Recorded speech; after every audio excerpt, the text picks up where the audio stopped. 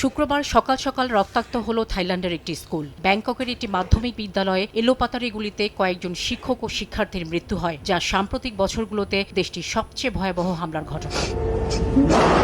শ্রেণীকক্ষের ভেতর থেকে ধারণ করা ভিডিওতে দেখা যায় গুলির শব্দে আতঙ্কিত শিক্ষার্থীরা ডেস্কের নিচে আশ্রয় নিচ্ছে। ব্যাংকক পুলিশ জানায়, স্কুলের ভেতরে মেঝেতে একটি বন্দুক এবং একাধিক রাউন্ড গুলি ছড়িয়ে ছিটিয়ে ছিল। ভয়ঙ্কর সেই ঘটনার অভিজ্ঞতা তুলে ধরেন ছাত্ররা।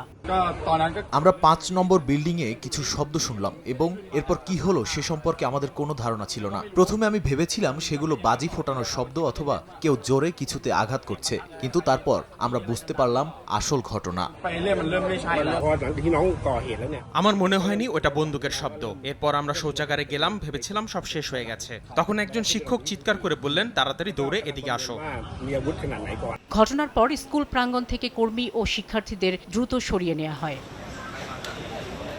এদিকে থাইল্যান্ডের জনস্বাস্থ্য মন্ত্রী জানিয়েছে, স্কুলে হামলার আগে নিজের দাদা দাদিকে হত্যা করে সন্দেহভাজন বন্দুকধারী। পুলিশ বলছে, হামলায় ব্যবহার করা বন্দুকটি তার দাদার।